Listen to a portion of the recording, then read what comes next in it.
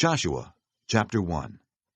After the death of Moses, the servant of the Lord said to Joshua, son of Nun, Moses' aide, Moses, my servant, is dead. Now then, you and all these people get ready to cross the Jordan River into the land I am about to give to them, to the Israelites. I will give you every place where you set your foot, as I promised Moses. Your territory will extend from the desert to Lebanon, and from the great river the Euphrates, all the Hittite country, to the great sea on the west.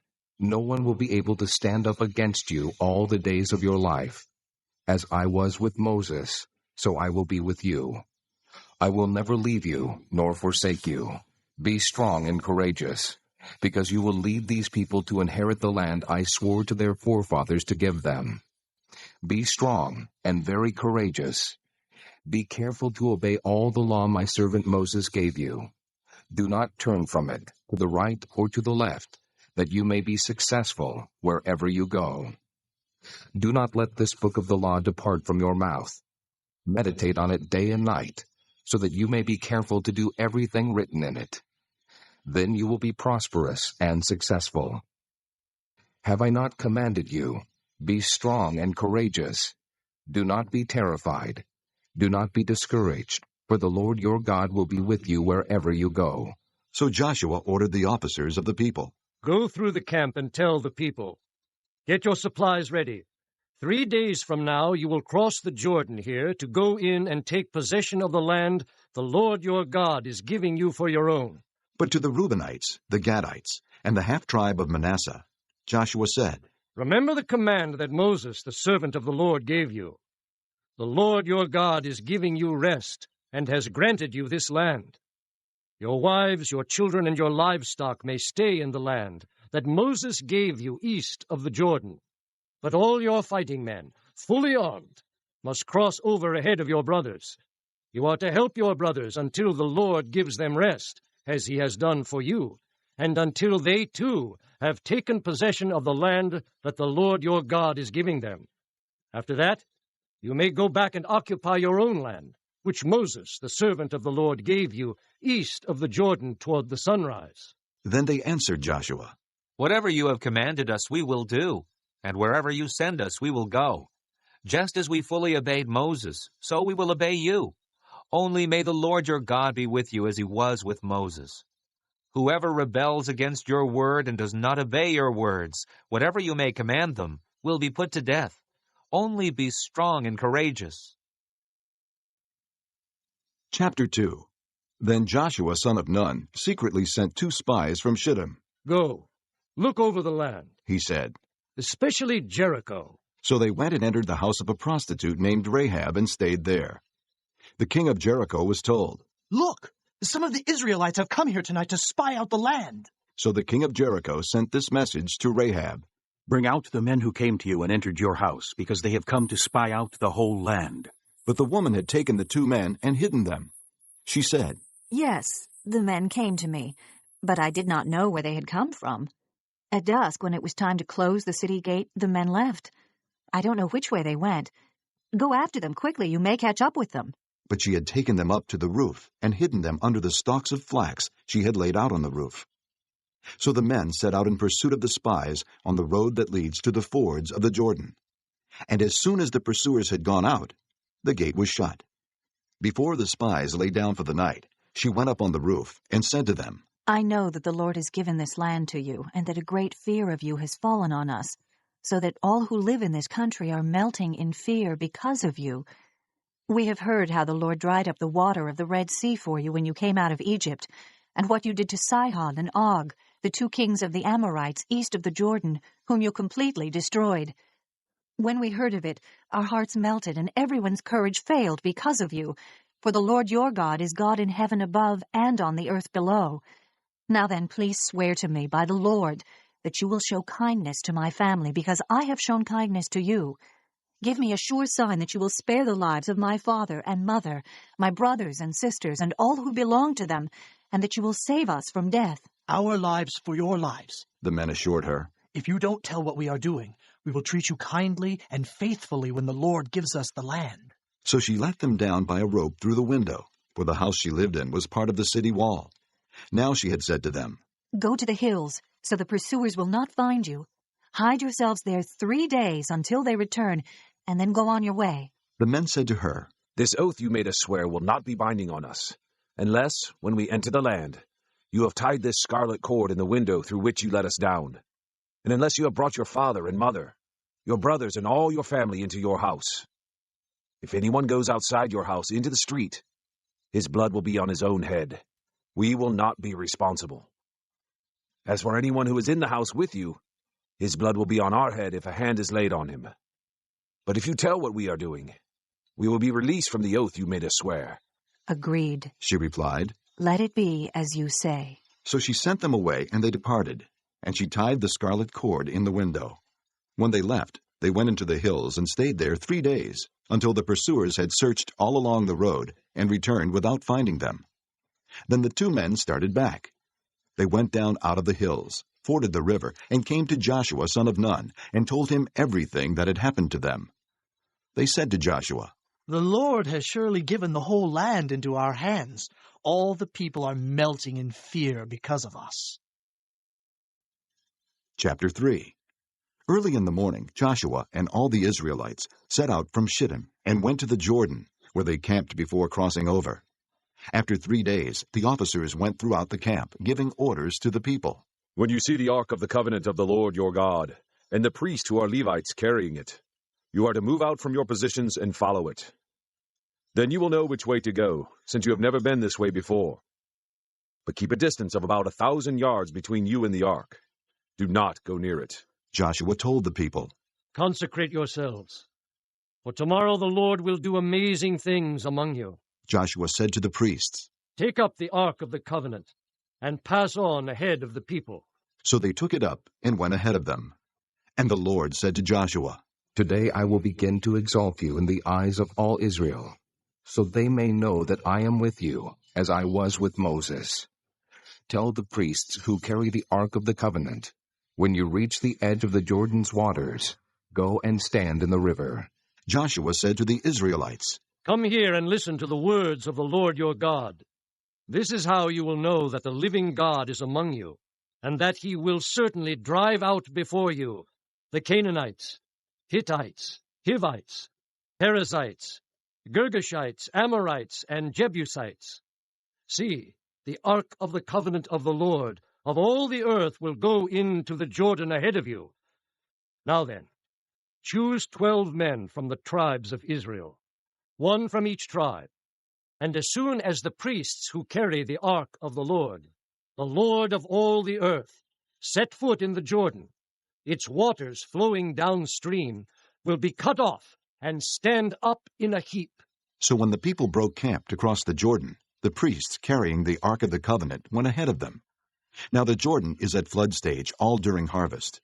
Yet as soon as the priests who carried the ark reached the Jordan and their feet touched the water's edge, the water from upstream stopped flowing. It piled up in a heap a great distance away, at a town called Adam, in the vicinity of Zarethan, while the water flowing down to the sea of the Arabah, the Salt Sea, was completely cut off. So the people crossed over opposite Jericho. The priest, who carried the Ark of the Covenant of the Lord, stood firm on dry ground in the middle of the Jordan, while all Israel passed by until the whole nation had completed the crossing on dry ground. Chapter 4. When the whole nation had finished crossing the Jordan, the Lord said to Joshua, Choose 12 men from among the people, 1 from each tribe, and tell them to take up 12 stones from the middle of the Jordan, from right where the priest stood, and to carry them over with you, and put them down at the place where you stay tonight. So Joshua called together the 12 men he had appointed from the Israelites, 1 from each tribe, and said to them, Go over before the ark of the Lord your God into the middle of the Jordan. Each of you is to take up a stone on his shoulder, according to the number of the tribes of the Israelites, to serve as a sign among you. In the future, when your children ask you, What do these stones mean? Tell them that the flow of the Jordan was cut off before the ark of the covenant of the Lord. When it crossed the Jordan, the waters of the Jordan were cut off. These stones are to be a memorial to the people of Israel forever. So the Israelites did as Joshua commanded them. They took 12 stones from the middle of the Jordan, according to the number of the tribes of the Israelites, as the Lord had told Joshua. And they carried them over with them to their camp, where they put them down. Joshua set up the 12 stones that had been in the middle of the Jordan at the spot where the priests who carried the Ark of the Covenant had stood, and they are there to this day.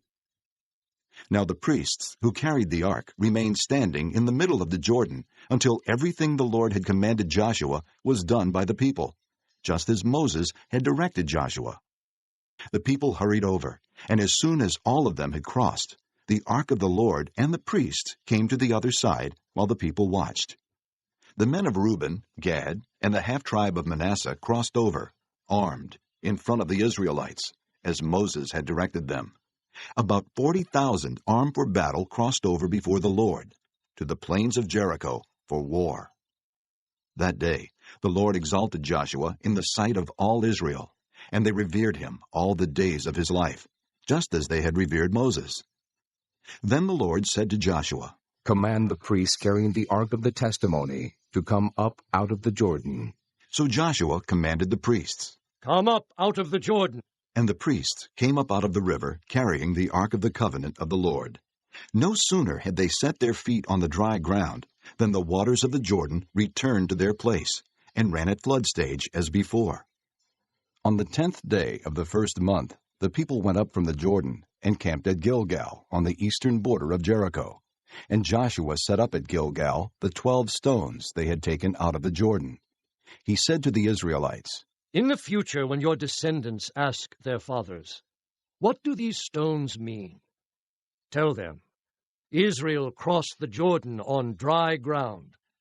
For the Lord your God dried up the Jordan before you until you had crossed over. The Lord your God did to the Jordan just what he had done to the Red Sea when he dried it up before us until we had crossed over. He did this so that all the peoples of the earth might know that the hand of the Lord is powerful, and so that you might always fear the Lord your God. Chapter 5. Now when all the Amorite kings west of the Jordan, and all the Canaanite kings along the coast, heard how the Lord had dried up the Jordan before the Israelites until we had crossed over, their hearts melted, and they no longer had the courage to face the Israelites. At that time the Lord said to Joshua, "Make flint knives and circumcise the Israelites again." So Joshua made flint knives and circumcised the Israelites at Gibeath Haaraloth. Now this is why he did so.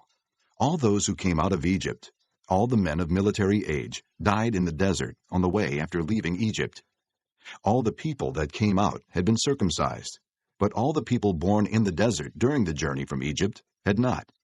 The Israelites had moved about in the desert 40 years, until all the men who were of military age, when they left Egypt, had died, since they had not obeyed the Lord.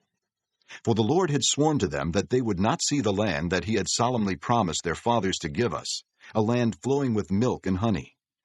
So he raised up their sons in their place, and these were the ones Joshua circumcised. They were still uncircumcised because they had not been circumcised on the way.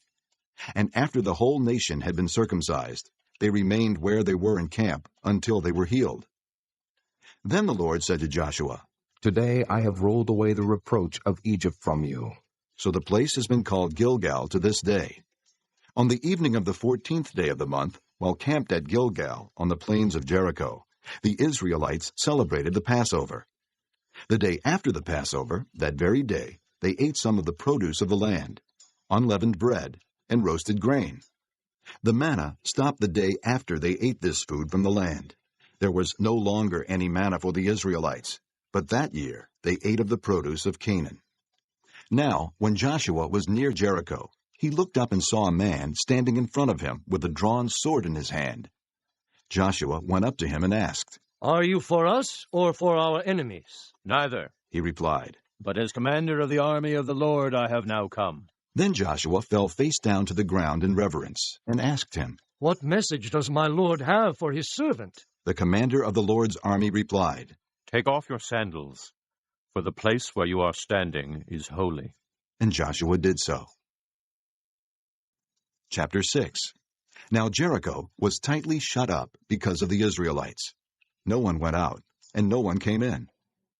Then the Lord said to Joshua, See, I have delivered Jericho into your hands, along with its king and its fighting men. March around the city once with all the armed men. Do this for 6 days. Have 7 priests carry trumpets of ram's horns in front of the ark.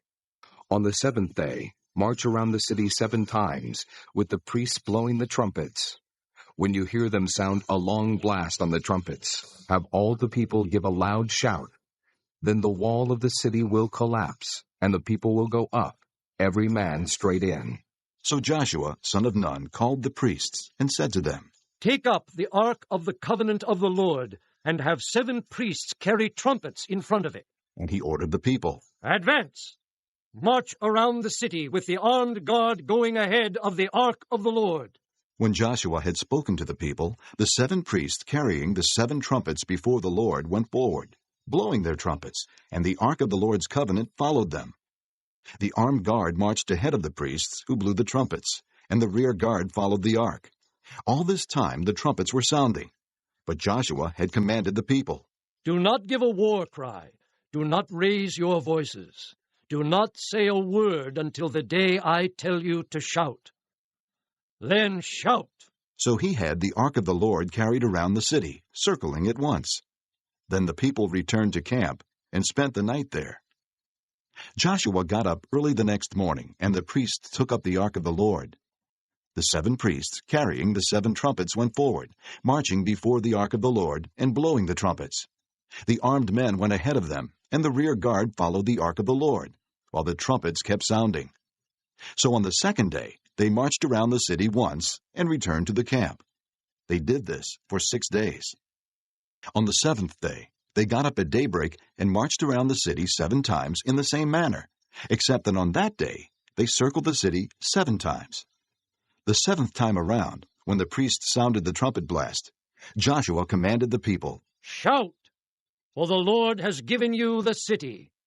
The city and all that is in it are to be devoted to the Lord. Only Rahab the prostitute and all who are with her in her house shall be spared, because she hid the spies we sent. But keep away from the devoted things, so that you will not bring about your own destruction by taking any of them. Otherwise you will make the camp of Israel liable to destruction and bring trouble on it. All the silver and gold and the articles of bronze and iron are sacred to the Lord and must go into his treasury. When the trumpet sounded, the people shouted. And at the sound of the trumpet, when the people gave a loud shout, the wall collapsed.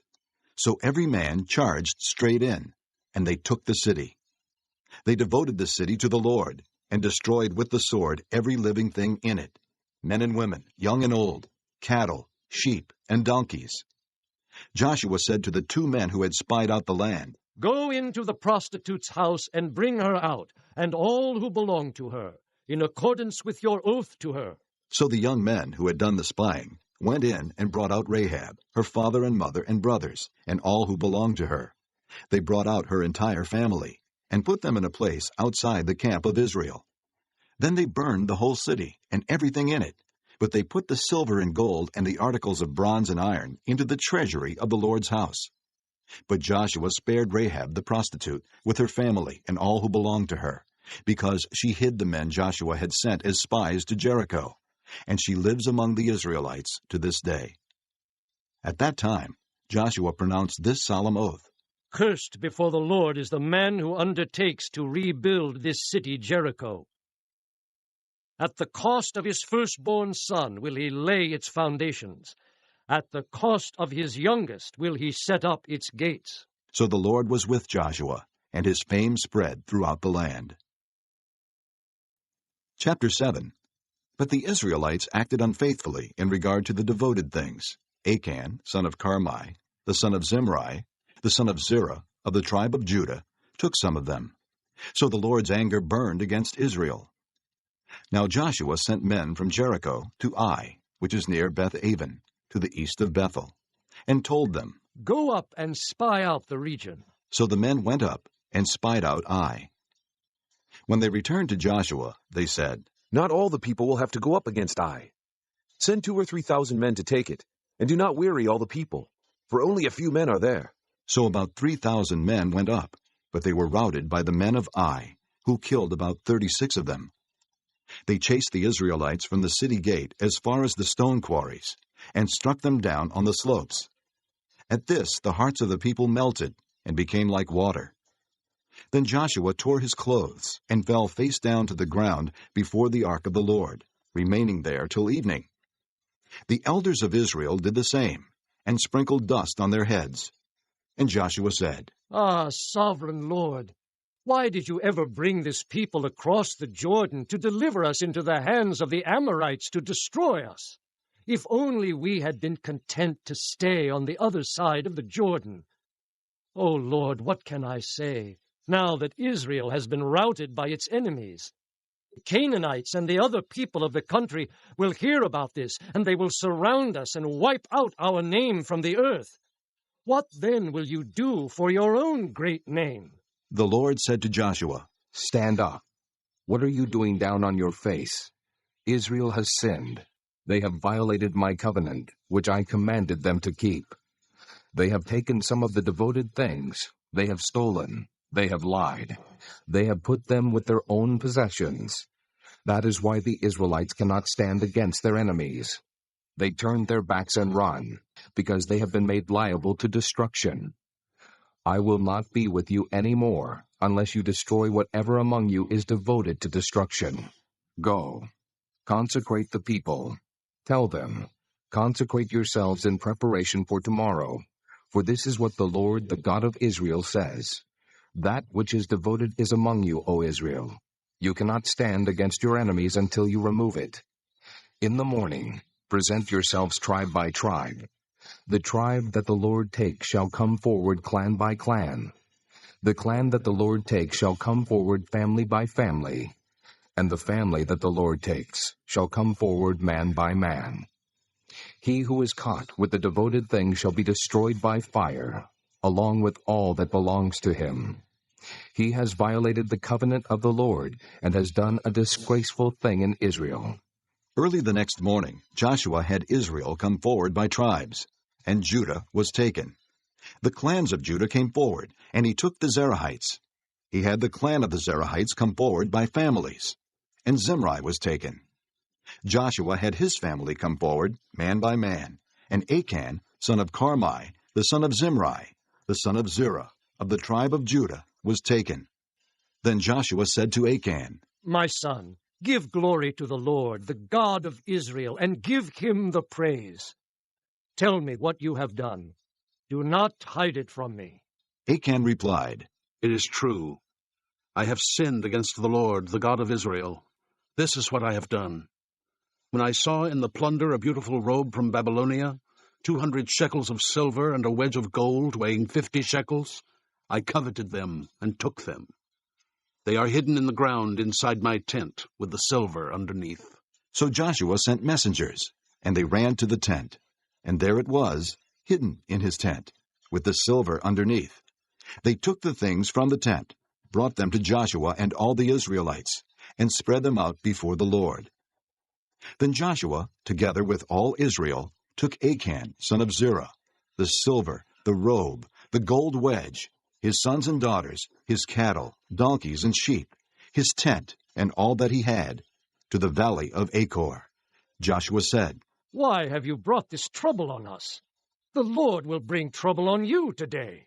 Then all Israel stoned him, and after they had stoned the rest, they burned them. Over Achan they heaped up a large pile of rocks, which remains to this day. Then the Lord turned from his fierce anger. Therefore that place has been called the Valley of Achor ever since. Chapter 8. Then the Lord said to Joshua, Do not be afraid. Do not be discouraged. Take the whole army with you, and go up and attack Ai. For I have delivered into your hands the king of Ai, his people, his city, and his land. You shall do to Ai and its king as you did to Jericho and its king, except that you may carry off their plunder and livestock for yourselves. Set an ambush behind the city. So Joshua and the whole army moved out to attack Ai. He chose 30,000 of his best fighting men and sent them out at night with these orders. Listen carefully. You are to set an ambush behind the city. Don't go very far from it. All of you be on the alert. I and all those with me will advance on the city. And when the men come out against us, as they did before, we will flee from them. They will pursue us until we have lured them away from the city, for they will say, "They are running away from us as they did before." So when we flee from them, you are to rise up from ambush and take the city. The Lord your God will give it into your hand. When you have taken the city, set it on fire. Do what the Lord has commanded. See to it. You have my orders. Then Joshua sent them off, and they went to the place of ambush and lay in wait between Bethel and Ai, to the west of Ai. But Joshua spent that night with the people. Early the next morning, Joshua mustered his men, and he and the leaders of Israel marched before them to Ai. The entire force that was with him marched up and approached the city and arrived in front of it. They set up camp north of Ai, with the valley between them and the city. Joshua had taken about 5,000 men and set them in ambush between Bethel and Ai, to the west of the city. They had the soldiers take up their positions, all those in the camp to the north of the city, and the ambush to the west of it. That night, Joshua went into the valley. When the king of Ai saw this, he and all the men of the city hurried out early in the morning to meet Israel in battle at a certain place overlooking the Arabah. But he did not know that an ambush had been set against him behind the city. Joshua and all Israel let themselves be driven back before them, and they fled toward the desert. All the men of Ai were called to pursue them, and they pursued Joshua and were lured away from the city. Not a man remained in Ai or Bethel who did not go after Israel. They left the city open and went in pursuit of Israel. Then the Lord said to Joshua, Hold out toward Ai the javelin that is in your hand, for into your hand I will deliver the city. So Joshua held out his javelin toward Ai. As soon as he did this, the men in the ambush rose quickly from their position and rushed forward. They entered the city and captured it, and quickly set it on fire. The men of Ai looked back and saw the smoke of the city rising against the sky, but they had no chance to escape in any direction, for the Israelites, who had been fleeing toward the desert, had turned back against their pursuers. For when Joshua and all Israel saw that the ambush had taken the city, and that smoke was going up from the city, they turned around and attacked the men of Ai. The men of the ambush also came out of the city against them, so that they were caught in the middle, with Israelites on both sides. Israel cut them down, leaving them neither survivors nor fugitives. But they took the king of Ai alive, and brought him to Joshua. When Israel had finished killing all the men of Ai in the fields and in the desert where they had chased them, and when every one of them had been put to the sword, all the Israelites returned to Ai and killed those who were in it. 12,000 men and women fell that day, all the people of Ai. For Joshua did not draw back the hand that held out his javelin until he had destroyed all who lived in Ai. But Israel did carry off for themselves the livestock and plunder of this city, as the Lord had instructed Joshua. So Joshua burned Ai and made it a permanent heap of ruins, a desolate place to this day. He hung the king of Ai on a tree and left him there until evening. At sunset, Joshua ordered them to take his body from the tree and throw it down at the entrance of the city gate. And they raised a large pile of rocks over it, which remains to this day. Then Joshua built on Mount Ebal an altar to the Lord, the God of Israel, as Moses the servant of the Lord had commanded the Israelites. He built it according to what is written in the book of the law of Moses, an altar of uncut stones, on which no iron tool had been used. On it they offered to the Lord burnt offerings and sacrificed fellowship offerings. There, in the presence of the Israelites, Joshua copied on stones the law of Moses, which he had written. All Israel, aliens and citizens alike, with their elders, officials, and judges, were standing on both sides of the Ark of the Covenant of the Lord, facing those who carried it, the priests, who were Levites. Half of the people stood in front of Mount Gerizim, and half of them in front of Mount Ebal, as Moses, the servant of the Lord, had formerly commanded when he gave instructions to bless the people of Israel. Afterward, Joshua read all the words of the law, the blessings and the curses, just as it is written in the book of the law. There was not a word of all that Moses had commanded that Joshua did not read to the whole assembly of Israel, including the women and children, and the aliens who lived among them. Chapter 9. Now when all the kings west of the Jordan heard about these things, those in the hill country, in the western foothills, and along the entire coast of the Great Sea as far as Lebanon, the kings of the Hittites, Amorites, Canaanites, Perizzites, Hivites, and Jebusites, they came together to make war against Joshua and Israel. However, when the people of Gibeon heard what Joshua had done to Jericho and Ai, they resorted to a ruse. They went as a delegation whose donkeys were loaded with worn-out sacks and old wineskins, cracked and mended. The men put worn and patched sandals on their feet and wore old clothes. All the bread of their food supply was dry and moldy. Then they went to Joshua in the camp at Gilgal and said to him and the men of Israel, "We have come from a distant country. Make a treaty with us." The men of Israel said to the Hivites, "But perhaps you live near us. How then can we make a treaty with you?" "We are your servants," they said to Joshua. But Joshua asked, "Who are you, and where do you come from?" They answered, "Your servants have come from a very distant country because of the fame of the Lord your God. For we have heard reports of him, all that he did in Egypt, and all that he did to the 2 kings of the Amorites east of the Jordan, Sihon, king of Heshbon, and Og, king of Bashan, who reigned in Ashtaroth. And our elders and all those living in our country said to us, 'Take provisions for your journey. Go and meet them and say to them, "We are your servants. Make a treaty with us." This bread of ours was warm when we packed it at home on the day we left to come to you. But now see how dry and moldy it is. And these wineskins that we filled were new, but see how cracked they are. And our clothes and sandals are worn out by the very long journey.'" The men of Israel sampled their provisions, but did not inquire of the Lord. Then Joshua made a treaty of peace with them to let them live, and the leaders of the assembly ratified it by oath. 3 days after they made the treaty with the Gibeonites, the Israelites heard that they were neighbors, living near them. So the Israelites set out, and on the 3rd day came to their cities, Gibeon, Kephirah, Beeroth, and Kiriath-Jearim. But the Israelites did not attack them, because the leaders of the assembly had sworn an oath to them by the Lord, the God of Israel.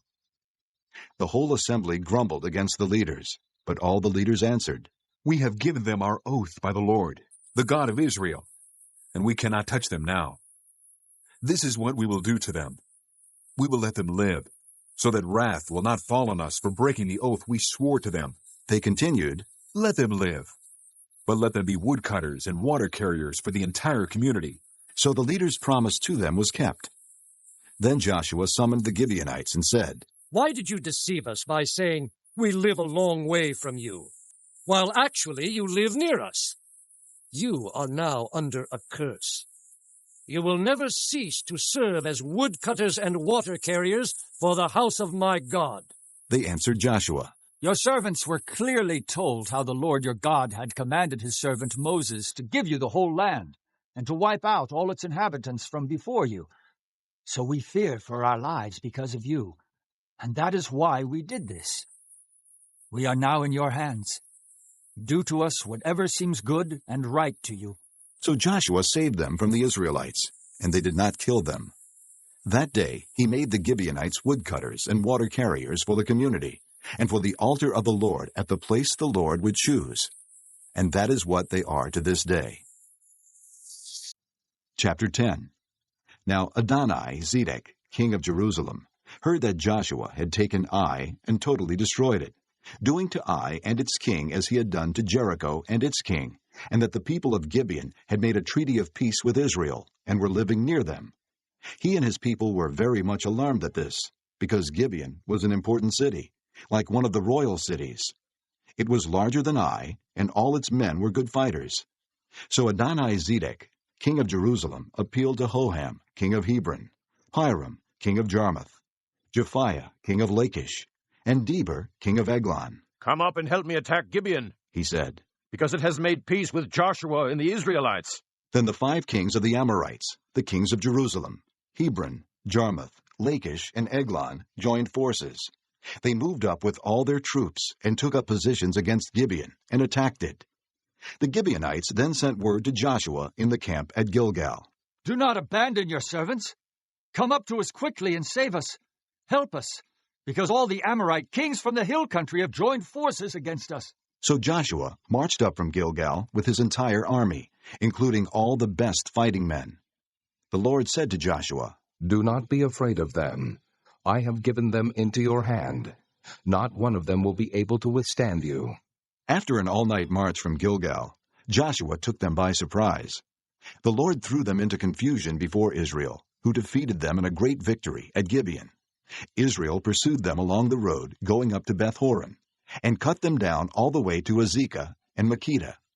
As they fled before Israel on the road down from Beth-horon to Azekah, the Lord hurled large hailstones down on them from the sky, and more of them died from the hailstones than were killed by the swords of the Israelites. On the day the Lord gave the Amorites over to Israel, Joshua said to the Lord in the presence of Israel, O sun, stand still over Gibeon. O moon, over the valley of Ajalon. So the sun stood still, and the moon stopped, till the nation avenged itself on its enemies, as it is written in the book of Jasher. The sun stopped in the middle of the sky and delayed going down about a full day. There has never been a day like it before or since, a day when the Lord listened to a man. Surely the Lord was fighting for Israel. Then Joshua returned with all Israel to the camp at Gilgal. Now the 5 kings had fled and hidden in the cave at Makkedah. When Joshua was told that the 5 kings had been found hiding in the cave at Makkedah, he said, Roll large rocks up to the mouth of the cave, and post some men there to guard it. But don't stop. Pursue your enemies. Attack them from the rear, and don't let them reach their cities. For the Lord your God has given them into your hand. So Joshua and the Israelites destroyed them completely, almost to a man. But the few who were left reached their fortified cities. The whole army then returned safely to Joshua in the camp at Makkedah, and no one uttered a word against the Israelites. Joshua said, Open the mouth of the cave and bring those 5 kings out to me. So they brought the 5 kings out of the cave, the kings of Jerusalem, Hebron, Jarmuth, Lachish, and Eglon. When they had brought these kings to Joshua, he summoned all the men of Israel and said to the army commanders who had come with him, Come here, and put your feet on the necks of these kings. So they came forward and placed their feet on their necks. Joshua said to them, Do not be afraid. Do not be discouraged. Be strong and courageous. This is what the Lord will do to all the enemies you are going to fight. Then Joshua struck and killed the kings and hung them on 5 trees, and they were left hanging on the trees until evening. At sunset, Joshua gave the order, and they took them down from the trees, and threw them into the cave where they had been hiding. At the mouth of the cave they placed large rocks, which are there to this day. That day Joshua took Makkedah. He put the city and its king to the sword, and totally destroyed everyone in it. He left no survivors, and he did to the king of Makkedah as he had done to the king of Jericho. Then Joshua and all Israel with him moved on from Makkedah to Libnah and attacked it. The Lord also gave that city and its king into Israel's hand. The city and everyone in it Joshua put to the sword. He left no survivors there, and he did to its king as he had done to the king of Jericho. Then Joshua and all Israel with him moved on from Libnah to Lachish. He took up positions against it and attacked it. The Lord handed Lachish over to Israel, and Joshua took it on the 2nd day. The city and everyone in it he put to the sword, just as he had done to Libnah. Meanwhile, Horam, king of Gezer, had come up to help Lachish, but Joshua defeated him and his army, until no survivors were left. Then Joshua and all Israel with him moved on from Lachish to Eglon. They took up positions against it and attacked it. They captured it that same day and put it to the sword and totally destroyed everyone in it, just as they had done to Lachish. Then Joshua and all Israel with him went up from Eglon to Hebron and attacked it. They took the city and put it to the sword, together with its king, its villages, and everyone in it. They left no survivors. Just as at Eglon, they totally destroyed it, and everyone in it. Then Joshua and all Israel with him turned around and attacked Debir. They took the city, its king, and its villages, and put them to the sword. Everyone in it they totally destroyed. They left no survivors. They did to Debir and its king as they had done to Libnah and its king, and to Hebron. So Joshua subdued the whole region, including the hill country, the Negev, the western foothills, and the mountain slopes, together with all their kings. He left no survivors. He totally destroyed all who breathed, just as the Lord, the God of Israel, had commanded. Joshua subdued them from Kadesh Barnea to Gaza, and from the whole region of Goshen to Gibeon. All these kings and their lands Joshua conquered in one campaign, because the Lord, the God of Israel, fought for Israel. Then Joshua returned with all Israel to the camp at Gilgal. Chapter 11. When Jabin, king of Hazor, heard of this, he sent word to Jobab, king of Madon, to the kings of Shimron and Akshaph, and to the northern kings who were in the mountains, in the Arabah south of Kinnereth, in the western foothills, and in Naphoth Dor on the west, to the Canaanites in the east and west, to the Amorites, Hittites, Perizzites, and Jebusites in the hill country, and to the Hivites below Hermon, in the region of Mizpah. They came out with all their troops and a large number of horses and chariots, a huge army, as numerous as the sand on the seashore. All these kings joined forces and made camp together at the waters of Merom to fight against Israel. The Lord said to Joshua, Do not be afraid of them, because by this time tomorrow I will hand all of them over to Israel, slay. You are to hamstring their horses and burn their chariots. So Joshua and his whole army came against them suddenly at the waters of Merom and attacked them, and the Lord gave them into the hand of Israel. They defeated them and pursued them all the way to Greater Sidon, to Misrephoth-Maim, and to the valley of Mizpah on the east, until no survivors were left. Joshua did to them as the Lord had directed. He hamstrung their horses and burned their chariots. At that time Joshua turned back and captured Hazor and put its king to the sword. Hazor had been the head of all these kingdoms. Everyone in it they put to the sword. They totally destroyed them, not sparing anything that breathed. And he burned up Hazor itself. Joshua took all these royal cities and their kings and put them to the sword. He totally destroyed them, as Moses the servant of the Lord had commanded. Yet Israel did not burn any of the cities built on their mounds, except Hazor, which Joshua burned. The Israelites carried off for themselves all the plunder and livestock of these cities, but all the people they put to the sword until they completely destroyed them, not sparing anyone that breathed. As the Lord commanded his servant Moses, so Moses commanded Joshua, and Joshua did it. He left nothing undone of all that the Lord commanded Moses. So Joshua took this entire land, the hill country, all the Negev, the whole region of Goshen, the western foothills, the Arabah, and the mountains of Israel with their foothills, from Mount Halak, which rises toward Seir, to Baal-Gad, in the valley of Lebanon, below Mount Hermon. He captured all their kings and struck them down, putting them to death. Joshua waged war against all these kings for a long time. Except for the Hivites living in Gibeon, not one city made a treaty of peace with the Israelites, who took them all in battle. For it was the Lord himself who hardened their hearts to wage war against Israel, so that he might destroy them totally, exterminating them without mercy, as the Lord had commanded Moses.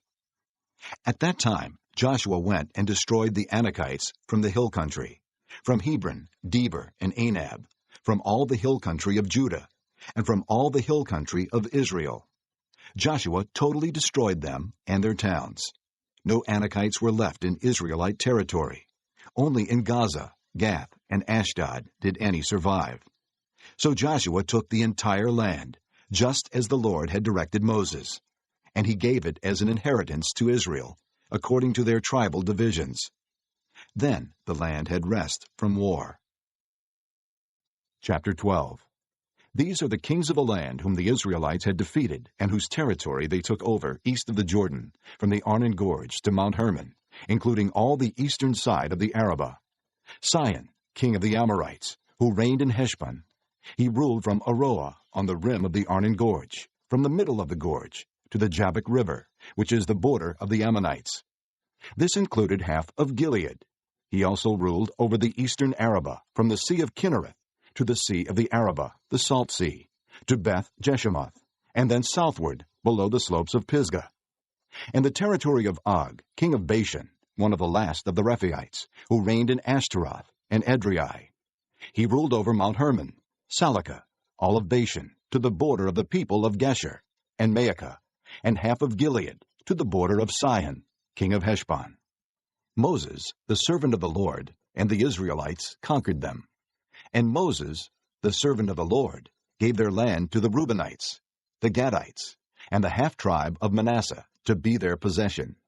These are the kings of the land that Joshua and the Israelites conquered on the west side of the Jordan, from Baal-Gad in the valley of Lebanon to Mount Halak, which rises towards Seir. Their lands Joshua gave as an inheritance to the tribes of Israel according to their tribal divisions: the hill country, the western foothills, the Arabah, the mountain slopes, the desert, and the Negev, the lands of the Hittites, Amorites, Canaanites, Perizzites, Hivites, and Jebusites. The king of Jericho, 1. The king of Ai, near Bethel, 1.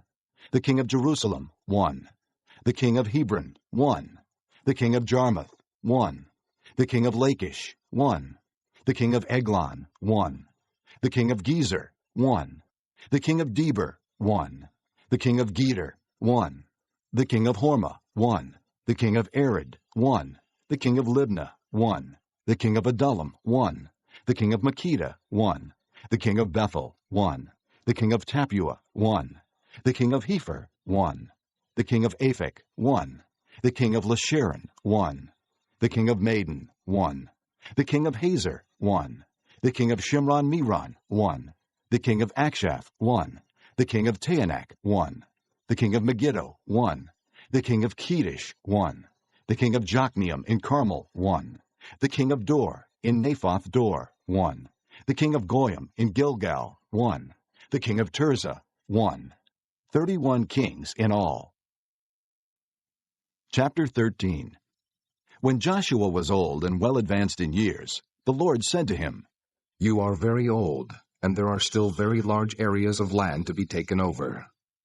This is the land that remains, all the regions of the Philistines and Geshurites, from the Shihor River on the east of Egypt to the territory of Ekron on the north, all of it counted as Canaanite, the territory of the 5 Philistine rulers in Gaza, Ashdod, Ashkelon, Goth, and Ekron, that of the Avites, from the south, all the land of the Canaanites, from Arah of the Sidonians, as far as Aphek, the region of the Amorites, the area of the Gebalites, and all Lebanon to the east, from Baal-Gad, below Mount Hermon, to Lebo-Hamath. As for all the inhabitants of the mountain regions from Lebanon to Misrephoth-Maim, that is, all the Sidonians, I myself will drive them out before the Israelites. Be sure to allocate this land to Israel for an inheritance, as I have instructed you, and divide it as an inheritance among the 9 tribes, and half of the tribe of Manasseh." The other half of Manasseh, the Reubenites and the Gadites, had received the inheritance that Moses had given them east of the Jordan, as he, the servant of the Lord, had assigned it to them. It extended from Aroah on the rim of the Arnon Gorge, and from the town in the middle of the gorge, and included the whole plateau of Medeba, as far as Dibon, and all the towns of Sihon, king of the Amorites, who ruled in Heshbon, out to the border of the Ammonites. It also included Gilead, the territory of the people of Gesher, and Maacah, all of Mount Hermon, and all Bashan as far as Salakah, that is, the whole kingdom of Og in Bashan, who had reigned in Ashtaroth and Edrei, and had survived as one of the last of the Rephaites. Moses had defeated them and taken over their land, but the Israelites did not drive out the people of Gesher and Maacah, so they continue to live among the Israelites to this day. But to the tribe of Levi he gave no inheritance, since the offerings made by fire to the Lord the God of Israel, are their inheritance, as he promised them. This is what Moses had given to the tribe of Reuben, clan by clan. The territory from Aroah, on the rim of the Arnon Gorge, and from the town in the middle of the gorge, and the whole plateau past Medeba, to Heshbon, and all its towns on the plateau, including Dibon, Bamoth Baal, Beth Baal Meon, Jaaz, Kedemoth, Mephaath, Kiriathaim, Sibmah, Zereth Shahar on the hill in the valley, Beth Peor, the slopes of Pisgah, and Beth Jeshimoth, all the towns on the plateau, and the entire realm of Sihon, king of the Amorites, who ruled at Heshbon. Moses had defeated him and the Midianite chiefs, Evi, Rechem, Zur, Hur, and Reba, princes allied with Sihon, who lived in that country. In addition to those slain in battle, the Israelites had put to the sword Balaam, son of Beor, who practiced divination. The boundary of the Reubenites was the bank of the Jordan. These towns and their villages were the inheritance of the Reubenites, clan by clan. This is what Moses had given to the tribe of Gad, clan by clan. The territory of Jazer, all the towns of Gilead, and half the Ammonite country, as far as Aroah, near Rabbah, and from Heshbon to Ramoth Mizpah and Bethlehem, and from Mahanaim to the territory of Deber, and in the valley Beth Haram, Beth Nimrah, Sukkoth, and Zaphon, with the rest of the realm of Sihon, king of Heshbon, the east side of the Jordan, the territory up to the end of the Sea of Kinnereth. These towns and their villages were the inheritance of the Gadites, clan by clan. This is what Moses had given to the half-tribe of Manasseh, that is, to half the family of the descendants of Manasseh, clan by clan. The territory extending from Mahanaim and including all of Bashan, the entire realm of Og, king of Bashan, all the settlements of Jair in Bashan, 60 towns, half of Gilead, and Asheroth, and Edrei, the royal cities of Og in Bashan. This was for the descendants of Machir, son of Manasseh, for half of the sons of Machir, clan by clan. This is the inheritance Moses had given when he was in the plains of Moab, across the Jordan east of Jericho. But to the tribe of Levi, Moses had given no inheritance. The Lord, the God of Israel, is their inheritance, as he promised them. Chapter 14. Now these are the areas the Israelites received as an inheritance in the land of Canaan, which Eleazar the priest, Joshua son of Nun, and the heads of the tribal clans of Israel allotted to them.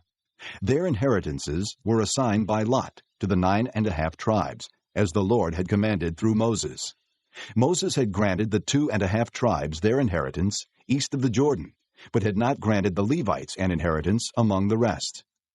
For the sons of Joseph had become 2 tribes, Manasseh and Ephraim. The Levites received no share of the land, but only towns to live in, with pasture lands for their flocks and herds. So the Israelites divided the land, just as the Lord had commanded Moses. Now the men of Judah approached Joshua at Gilgal, and Caleb, son of Jephunneh the Kenizzite, said to him, "You know what the Lord said to Moses, the man of God, at Kadesh Barnea about you and me. I was 40 years old when Moses, the servant of the Lord, sent me from Kadesh Barnea to explore the land. And I brought him back a report according to my convictions. But my brothers who went up with me made the hearts of the people melt with fear. I, however, followed the Lord my God wholeheartedly. So on that day Moses swore to me, 'The land on which your feet have walked will be your inheritance, and that of your children forever, because you have followed the Lord my God wholeheartedly.' Now then, just as the Lord promised, he has kept me alive for 45 years since the time he said this to Moses, while Israel moved about in the desert. So here I am today, 85 years old. I am still as strong today as the day Moses sent me out. I'm just as vigorous to go out to battle now as I was then. Now give me this hill country that the Lord promised me that day. You yourself heard then that the Anakites were there, and their cities were large and fortified. But the Lord helping me, I will drive them out, just as he said." Then Joshua blessed Caleb, son of Jephunneh, and gave him Hebron as his inheritance. So Hebron has belonged to Caleb, son of Jephunneh the Kenizzite, ever since, because he followed the Lord, the God of Israel, wholeheartedly. Hebron used to be called Kiriath Arba, after Arba, who was the greatest man among the Anakites. Then the land had rest from war. Chapter 15. The allotment for the tribe of Judah, clan by clan, extended down to the territory of Edom, to the desert of Zin in the extreme south. Their southern boundary started from the bay at the southern end of the Salt Sea, crossed south of Scorpion Pass, continued on to Zin, and went over to the south of Kadesh Barnea. Then it ran past Hezron, up to Ader, and curved around to Karka. It then passed along to Asmon, and joined the Wadi of Egypt, ending at the sea. This is their southern boundary. The eastern boundary is the Salt Sea as far as the mouth of the Jordan. The northern boundary started from the Bay of the Sea at the mouth of the Jordan, went up to Beth Hogla, and continued north of Beth Araba to the stone of Bohan, son of Reuben. The boundary then went up to Deber from the valley of Achor, and turned north to Gilgal, which faces the pass of Adummim, south of the gorge. It continued along to the waters of En-Shemesh, and came out at En-Rogel. Then it ran up the valley of Ben-Hinnom along the southern slope of the Jebusite city, that is, Jerusalem. From there it climbed to the top of the hill west of the Hinnom Valley, at the northern end of the valley of Rephaim.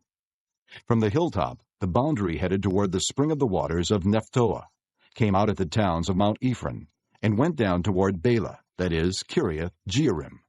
Then it curved westward from Bela to Mount Seir, ran along the northern slope of Mount Jearim, that is, Kesalon, continued down to Beth Shemesh, and crossed to Timnah. It went to the northern slope of Ekron, turned toward Shikharon, passed along to Mount Bela, and reached Jabneel. The boundary ended at the sea.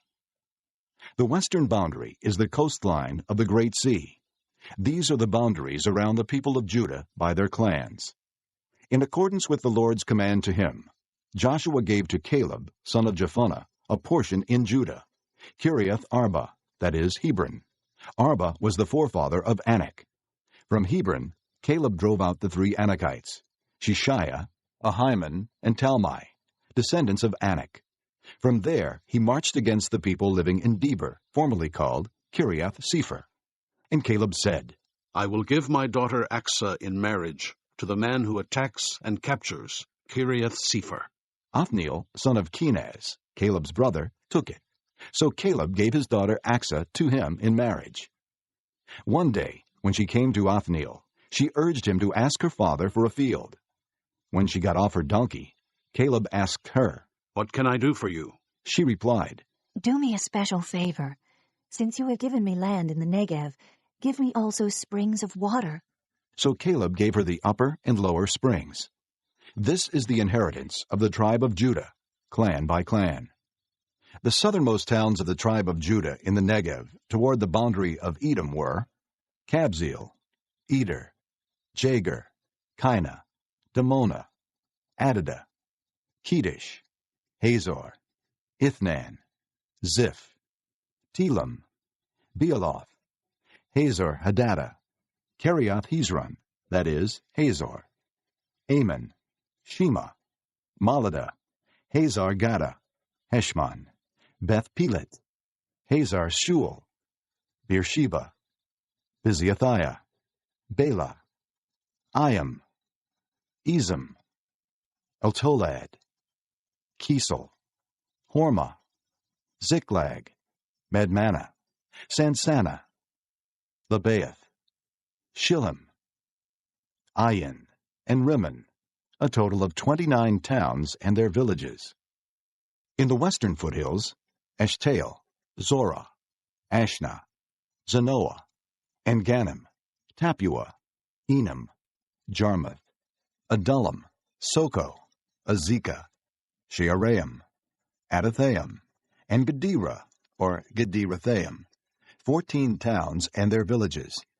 Zenon, Hadashah, Migdalgad, Dilian, Mizpah, Joktheel, Lachish, Bozkath, Eglon, Cabon, Lamas, Kitlish, Gederoth, Beth Dagon, Naamah, and Makkedah, 16 towns and their villages: Libnah, Ether, Ashan, Ifta, Ashna, Nezib, Keilah, Akzib, and Maresha, 9 towns and their villages.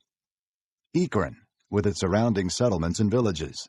West of Ekron, all that were in the vicinity of Ashdod, together with their villages. Ashdod, its surrounding settlements and villages. And Gaza, its settlements and villages, as far as the Wadi of Egypt and the coastline of the Great Sea.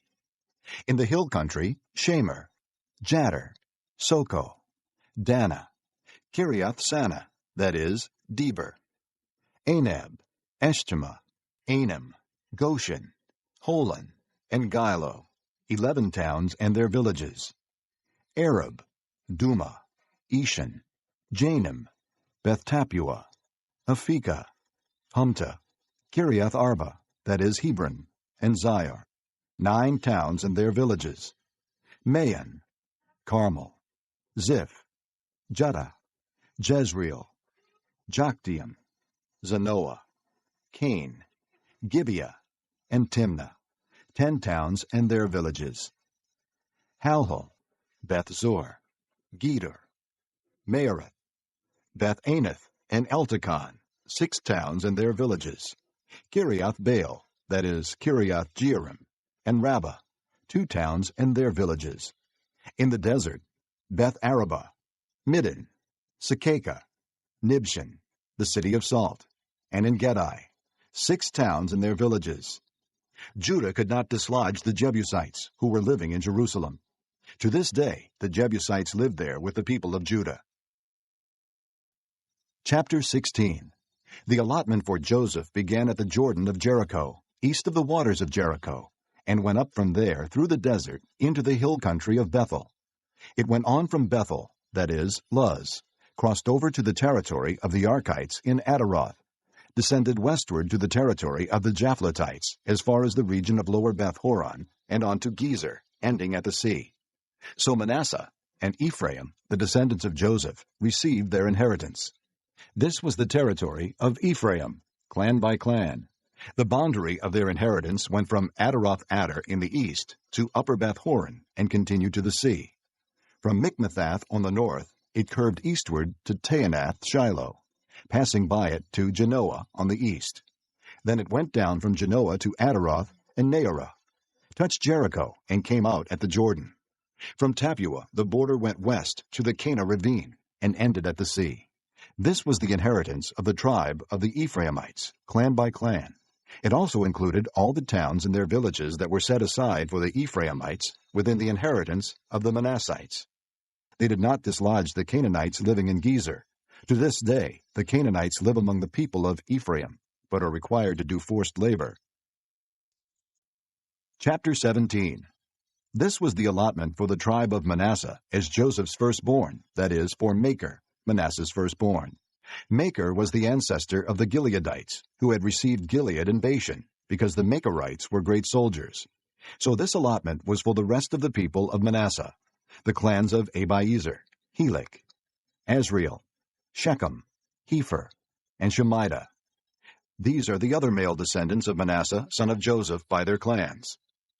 Now Zelophehad, son of Hepher, the son of Gilead, the son of Machir, the son of Manasseh, had no sons but only daughters, whose names were Mahlah, Noah, Hoglah, Milcah, and Tirzah. They went to Eleazar the priest, Joshua son of Nun, and the leaders, and said, "The Lord commanded Moses to give us an inheritance among our brothers." So Joshua gave them an inheritance along with the brothers of their father, according to the Lord's command. Manasseh's share consisted of 10 tracts of land besides Gilead and Bashan east of the Jordan, because the daughters of the tribe of Manasseh received an inheritance among the sons. The land of Gilead belonged to the rest of the descendants of Manasseh.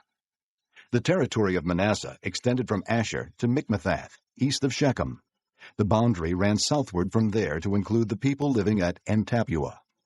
Manasseh had the land of Tappuah, but Tappuah itself, on the boundary of Manasseh, belonged to the Ephraimites. Then the boundary continued south to the Cana ravine. There were towns belonging to Ephraim lying among the towns of Manasseh. But the boundary of Manasseh was the northern side of the ravine and ended at the sea. On the south the land belonged to Ephraim, on the north to Manasseh. The territory of Manasseh reached the sea and bordered Asher on the north and Issachar on the east. Within Issachar and Asher, Manasseh also had Bethshan, Ibleam, and the people of Dor, Endor, Taanach, and Megiddo, together with their surrounding settlements. The third in the list is Naphoth.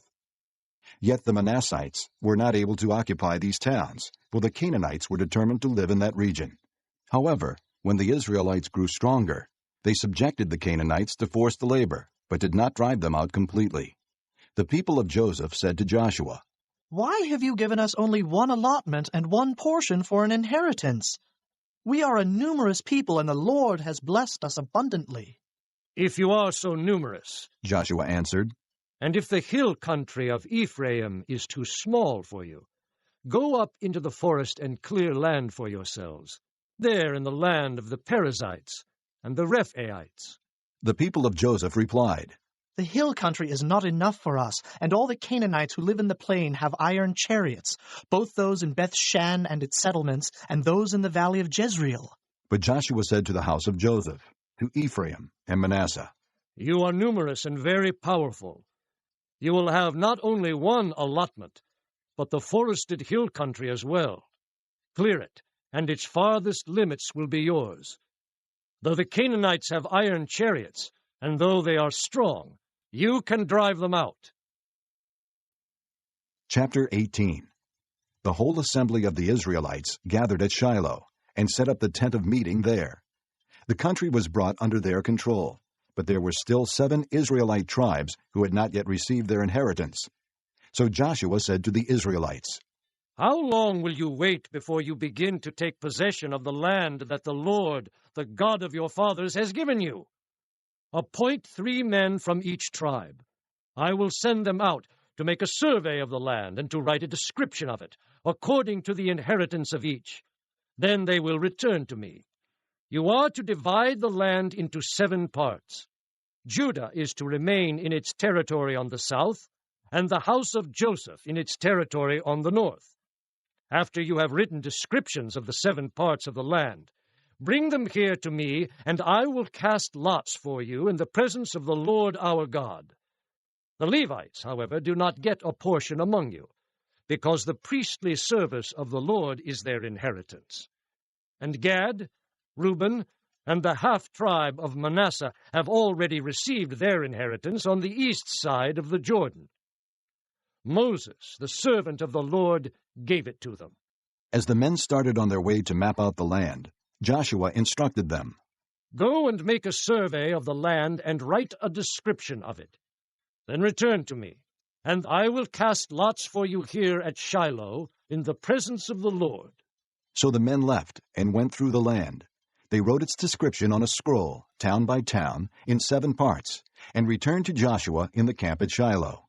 Joshua then cast lots for them in Shiloh in the presence of the Lord, and there he distributed the land to the Israelites according to their tribal divisions. The lot came up for the tribe of Benjamin, clan by clan. Their allotted territory lay between the tribes of Judah and Joseph. On the north side, their boundary began at the Jordan, past the northern slope of Jericho, and headed west into the hill country, coming out at the desert of Beth-aven. From there it crossed to the south slope of Luz, that is Bethel, and went down to Adaroth-Adar, on the hill south of Lower Beth-horon. From the hill facing Beth-horon on the south, the boundary turned south along the western side and came out at Kiriath-baal, that is Kiriath-jearim, a town of the people of Judah. This was the western side. The southern side began at the outskirts of Kiriath-jearim on the west, and the boundary came out at the spring of the waters of Nephtoah. The boundary went down to the foot of the hill facing the valley of Ben-Hinnom, north of the valley of Rephaim. It continued down the Hinnom Valley along the southern slope of the Jebusite city, and so to En-rogel. It then curved north, went to En-shemesh, continued to Galiloth, which faces the pass of Edomim, and ran down to the stone of Bohan, son of Reuben. It continued to the northern slope of Beth-araba, and on down into the Arabah. It then went to the northern slope of Beth-hoglah, and came out at the northern bay of the Salt Sea, at the mouth of the Jordan in the south. This was the southern boundary. The Jordan formed the boundary on the eastern side. These were the boundaries that marked out the inheritance of the clans of Benjamin on all sides. The tribe of Benjamin, clan by clan, had the following cities: Jericho, Beth-Hogla, Emek-Keziz, Beth-Araba, Zamaraim, Bethel, Avim, Hera, Ophrah, Kepher-Ammoni, Ophni, and Geba, 12 towns and their villages; Gibeon, Ramah, Beeroth, Mizpah, Kephirah, Moza, Rechem, Erpeel, Terlah, Zelah, Haeleph, the Jebusite city, that is Jerusalem, Gibeah, and Kiriath, 14 towns and their villages. This was the inheritance of Benjamin for its clans. This concludes Disc 13. Chapter 19. The second lot came out for the tribe of Simeon, clan by clan. Their inheritance lay within the territory of Judah. It included Beersheba, or Sheba, Moladah, Hazer-Shul, Bela, Ezem, Eltolad, Bethel, Hormah, Ziklag, Beth-Markaboth, Hazer-Susa, Beth-Lebaoth, and Sharuim, 13 towns and their villages; Ain, Rimmon, Ether, and Ashan, 4 towns and their villages, and all the villages around these towns as far as Baalath-beer, Ramah in the Negev. This was the inheritance of the tribe of the Simeonites, clan by clan. The inheritance of the Simeonites was taken from the share of Judah, because Judah's portion was more than they needed. So the Simeonites received their inheritance within the territory of Judah. The third lot came up for Zebulun, clan by clan. The boundary of their inheritance went as far as Sarid. Going west, it ran to Maralah, touched Dabbesheth, and extended to the ravine near Jokneam. It turned east from Sarid toward the sunrise to the territory of Kisloth-Tabor, and went on to Daberoth, and up to Japhiah. Then it continued eastward to Gath-Hepher and Eth-Kazin. It came out at Rimmon, and turned toward Neah. There the boundary went around on the north to Hanathon, and ended at the valley of Ifta-El. Included were Cadath, Nahalal, Shimron, Idalah, and Bethlehem. There were 12 towns and their villages. These towns and their villages were the inheritance of Zebulun, clan by clan. The fourth lot came out for Issachar, clan by clan. Their territory included Jezreel, Kesuloth, Shunem, Hapharaim, Shion, Anaharath, Rabbath, Kishion, Ebez, Remoth, and Ganim, and Hada, and Beth-Pazez. The boundary touched Tabor, Shehazumah, and Beth-Shemesh, and ended at the Jordan. There were 16 towns and their villages. These towns and their villages were the inheritance of the tribe of Issachar, clan by clan. The fifth lot came out for the tribe of Asher, clan by clan. Their territory included Helkath, Halai, Beaton, Akshaph, Alamelech, Amad, and Mishal.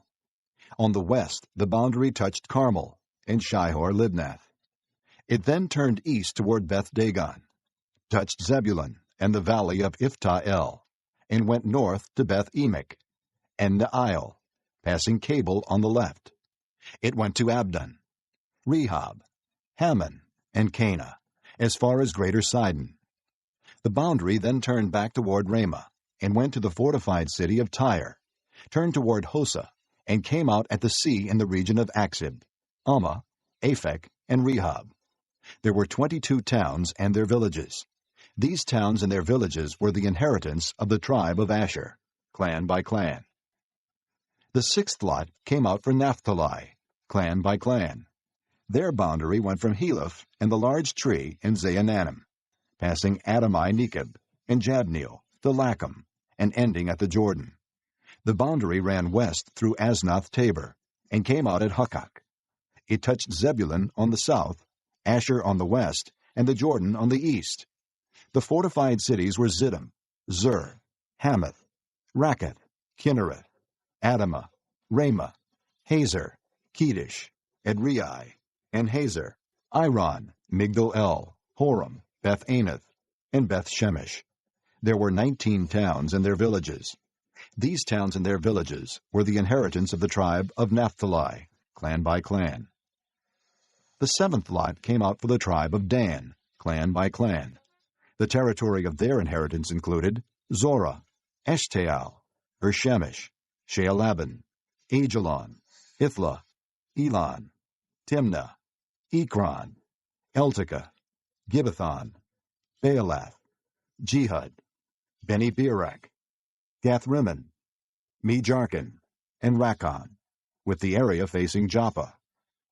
But the Danites had difficulty taking possession of their territory, so they went up and attacked Leshem, took it, put it to the sword, and occupied it. They settled in Leshem and named it Dan after their forefather. These towns and their villages were the inheritance of the tribe of Dan, clan by clan. When they had finished dividing the land into its allotted portions, the Israelites gave Joshua, son of Nun, an inheritance among them, as the Lord had commanded. They gave him the town he asked for, Timnath-Serah, in the hill country of Ephraim. And he built up the town and settled there. These are the territories that Eleazar the priest, Joshua son of Nun, and the heads of the tribal clans of Israel assigned by lot at Shiloh in the presence of the Lord at the entrance to the tent of meeting. And so they finished dividing the land. Chapter 20. Then the Lord said to Joshua, Tell the Israelites to designate the cities of refuge, as I instructed you through Moses, so that anyone who kills a person accidentally and unintentionally may flee there and find protection from the avenger of blood. When he flees to one of these cities, he is to stand in the entrance of the city gate and state his case before the elders of that city. Then they are to admit him into their city and give him a place to live with them. If the avenger of blood pursues him, they must not surrender the one accused, because he killed his neighbor unintentionally and without malice aforethought. He is to stay in that city until he has stood trial before the assembly, and until the death of the high priest who is serving at that time. Then he may go back to his own home in the town from which he fled. So they set apart Kedesh in Galilee, in the hill country of Naphtali, Shechem in the hill country of Ephraim, and Kiriath Arba, that is Hebron, in the hill country of Judah.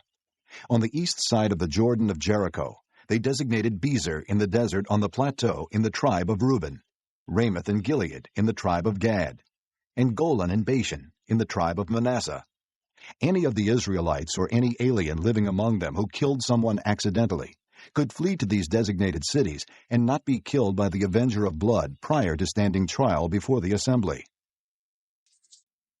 Chapter 21. Now the family heads of the Levites approached Eleazar the priest, Joshua son of Nun, and the heads of the other tribal families of Israel at Shiloh in Canaan, and said to them, The Lord commanded through Moses that you give us towns to live in, with pasture lands for our livestock. So as the Lord had commanded, the Israelites gave the Levites the following towns and pasture lands out of their own inheritance. The first lot came out for the Kohathites, clan by clan. The Levites, who were descendants of Aaron the priest, were allotted 13 towns from the tribes of Judah, Simeon, and Benjamin.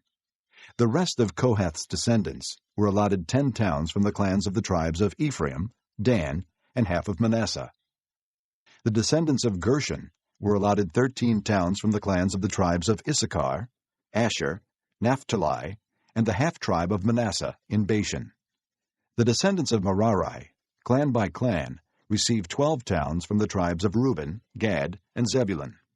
So the Israelites allotted to the Levites these towns and their pasture lands, as the Lord had commanded through Moses. From the tribes of Judah and Simeon, they allotted the following towns by name. These towns were assigned to the descendants of Aaron, who were from the Kohathite clans of the Levites, because the first lot fell to them. They gave them Kiriath Arba, that is Hebron, with its surrounding pasture land in the hill country of Judah. Arba was the forefather of Anak. But the fields and villages around the city they had given to Caleb son of Jephunneh as his possession.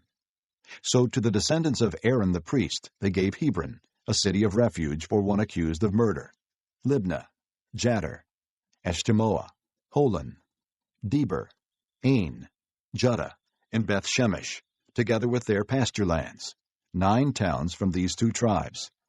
And from the tribe of Benjamin they gave them Gibeon, Geba, Anathoth, and Almon, together with their pasture lands, 4 towns. All the towns for the priests, the descendants of Aaron, were 13, together with their pasture lands. The rest of the Kohathite clans of the Levites were allotted towns from the tribe of Ephraim.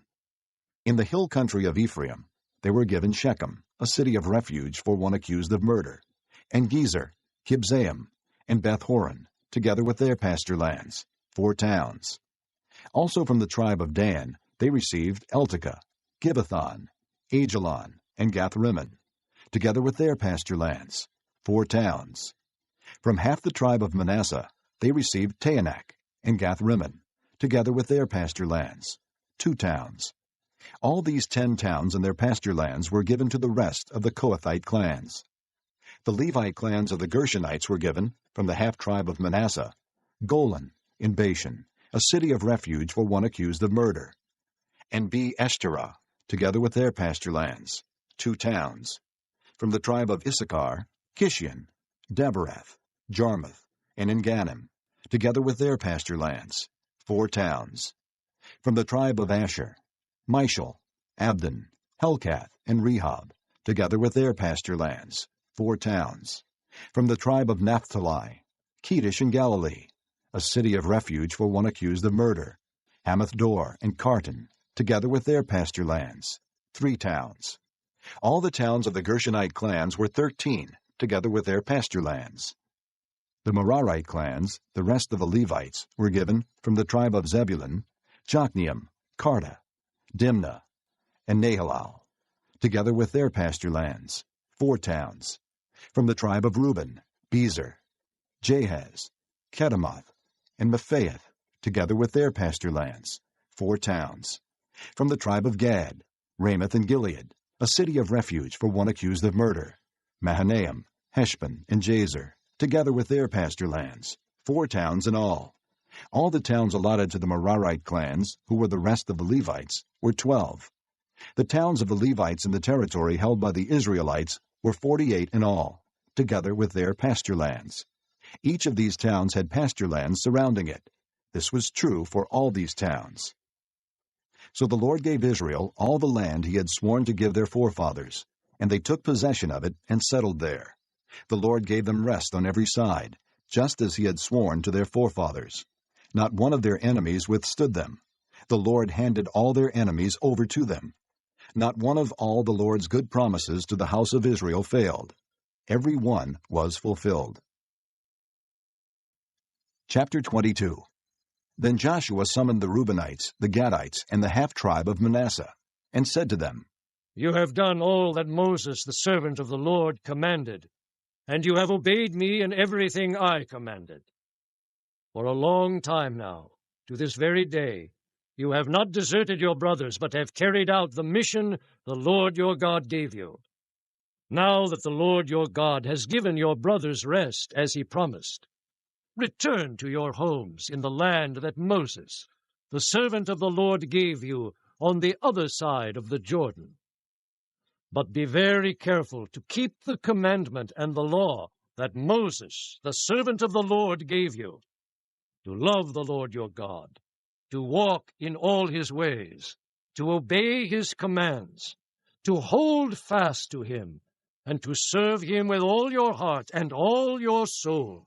Then Joshua blessed them and sent them away, and they went to their homes. To the half-tribe of Manasseh Moses had given land in Bashan, and to the other half of the tribe Joshua gave land on the west side of the Jordan with their brothers.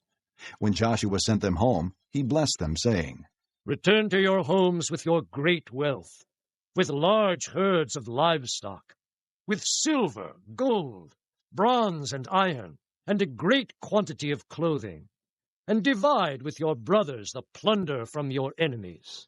So the Reubenites, the Gadites, and the half-tribe of Manasseh left the Israelites at Shiloh in Canaan to return to Gilead, their own land, which they had acquired in accordance with the command of the Lord through Moses.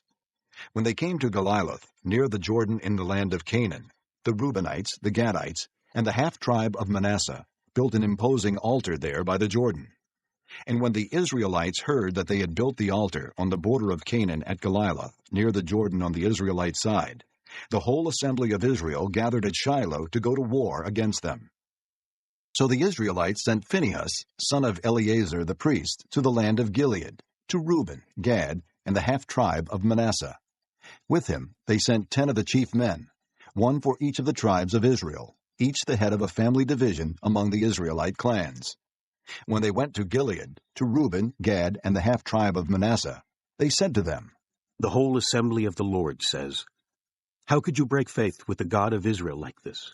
How could you turn away from the Lord and build yourselves an altar in rebellion against him now? Was not the sin of Peor enough for us? Up to this very day we have not cleansed ourselves from that sin, even though a plague fell on the community of the Lord. And are you now turning away from the Lord? If you rebel against the Lord today, tomorrow he will be angry with the whole community of Israel.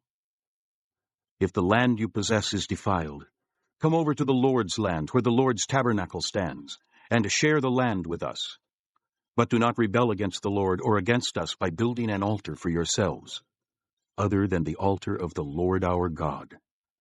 When Achan, son of Zerah, acted unfaithfully regarding the devoted things, did not wrath come upon the whole community of Israel? He was not the only one who died for his sin." Then Reuben, Gad, and the half-tribe of Manasseh replied to the heads of the clans of Israel, "The Mighty One, God the Lord, the Mighty One, God the Lord, He knows, and let Israel know. If this has been in rebellion or disobedience to the Lord, do not spare us this day. If we have built our own altar to turn away from the Lord, and to offer burnt offerings and grain offerings, or to sacrifice fellowship offerings on it, may the Lord himself call us to account. No, we did it for fear that someday your descendants might say to ours, 'What do you have to do with the Lord, the God of Israel? The Lord has made the Jordan a boundary between us and you Reubenites and Gadites. You have no share in the Lord.' So your descendants might cause ours to stop fearing the Lord. That is why we said, 'Let us get ready and build an altar,' but not for burnt offerings or sacrifices. On the contrary, it is to be a witness between us and you and the generations that follow, that we will worship the Lord at his sanctuary with our burnt offerings, sacrifices, and fellowship offerings. Then in the future, your descendants will not be able to say to ours, 'You have no share in the Lord.'" And we said, "If they ever say this to us or to our descendants, we will answer, 'Look at the replica of the Lord's altar, which our fathers built, not for burnt offerings and sacrifices, but as a witness between us and you.' Far be it from us to rebel against the Lord and turn away from him today by building an altar for burnt offerings, grain offerings, and sacrifices, other than the altar of the Lord our God that stands before his tabernacle." When Phinehas the priest and the leaders of the community, the heads of the clans of the Israelites, heard what Reuben, Gad, and Manasseh had to say, they were pleased. And Phinehas, son of Eleazar the priest, said to Reuben, Gad, and Manasseh, "Today we know that the Lord is with us, because you have not acted unfaithfully toward the Lord in this matter. Now you have rescued the Israelites from the Lord's hand." Then Phinehas, son of Eleazar the priest, and the leaders returned to Canaan from their meeting with the Reubenites and Gadites in Gilead, and reported to the Israelites. They were glad to hear the report and praised God. And they talked no more about going to war against them to devastate the country where the Reubenites and the Gadites lived. And the Reubenites and the Gadites gave the altar this name, "A witness between us that the Lord is God." Chapter 23. After a long time had passed, and the Lord had given Israel rest from all their enemies around them, Joshua, by then old and well advanced in years, summoned all Israel, their elders, leaders, judges, and officials, and said to them, "I am old and well advanced in years. You yourselves have seen everything the Lord your God has done to all these nations for your sake. It was the Lord your God who fought for you. Remember how I have allotted as an inheritance for your tribes all the land of the nations that remain, the nations I conquered, between the Jordan and the great sea in the west. The Lord your God himself will drive them out of your way. He will push them out before you, and you will take possession of their land, as the Lord your God promised you. Be very strong. Be careful to obey all that is written in the book of the law of Moses, without turning aside to the right or to the left. Do not associate with these nations that remain among you. Do not invoke the names of their gods or swear by them. You must not serve them or bow down to them. But you are to hold fast to the Lord your God, as you have until now. The Lord has driven out before you great and powerful nations. To this day no one has been able to withstand you. One of you routs 1,000, because the Lord your God fights for you, just as he promised. So be very careful to love the Lord your God. But if you turn away and ally yourselves with the survivors of these nations that remain among you, and if you intermarry with them and associate with them, then you may be sure that the Lord your God will no longer drive out these nations before you. Instead, they will become snares and traps for you, whips on your backs and thorns in your eyes, until you perish from this good land, which the Lord your God has given you. Now I am about to go the way of all the earth. You know with all your heart and soul that not one of all the good promises the Lord your God gave you has failed. Every promise has been fulfilled, not one has failed. But just as every good promise of the Lord your God has come true, so the Lord will bring on you all the evil he has threatened, until he has destroyed you from this good land he has given you. If you violate the covenant of the Lord your God, which he commanded you, and go and serve other gods and bow down to them, the Lord's anger will burn against you, and you will quickly perish from the good land he has given you. Chapter 24. Then Joshua assembled all the tribes of Israel at Shechem. He summoned the elders, leaders, judges, and officials of Israel, and they presented themselves before God. Joshua said to all the people, This is what the Lord, the God of Israel, says. Long ago your forefathers, including Terah, the father of Abraham and Nahor, lived beyond the river and worshipped other gods. But I took your father Abraham from the land beyond the river, and led him throughout Canaan, and gave him many descendants. I gave him Isaac, and to Isaac I gave Jacob and Esau. I assigned the hill country of Seir to Esau, but Jacob and his sons went down to Egypt. Then I sent Moses and Aaron, and I afflicted the Egyptians by what I did there, and I brought you out. When I brought your fathers out of Egypt, you came to the sea, and the Egyptians pursued them with chariots and horsemen as far as the Red Sea. But they cried to the Lord for help, and he put darkness between you and the Egyptians. He brought the sea over them and covered them. You saw with your own eyes what I did to the Egyptians. Then you lived in the desert for a long time. I brought you to the land of the Amorites who lived east of the Jordan. They fought against you, but I gave them into your hands. I destroyed them from before you, and you took possession of their land. When Balak, son of Zippor, the king of Moab, prepared to fight against Israel, he sent for Balaam, son of Beor, to put a curse on you. But I would not listen to Balaam, so he blessed you again and again, and I delivered you out of his hand. Then you crossed the Jordan and came to Jericho. The citizens of Jericho fought against you, as did also the Amorites, Perizzites, Canaanites, Hittites, Girgashites, Hivites, and Jebusites. But I gave them into your hands. I sent the hornet ahead of you, which drove them out before you. Also the 2 Amorite kings. You did not do it with your own sword and bow. So I gave you a land on which you did not toil, and cities you did not build. And you live in them and eat from vineyards and olive groves that you did not plant. Now fear the Lord and serve him with all faithfulness. Throw away the gods your forefathers worshipped beyond the river and in Egypt, and serve the Lord. But if serving the Lord seems undesirable to you, then choose for yourselves this day whom you will serve, whether the gods your forefathers served beyond the river, or the gods of the Amorites in whose land you are living. But as for me and my household, we will serve the Lord. Then the people answered, Far be it from us to forsake the Lord to serve other gods.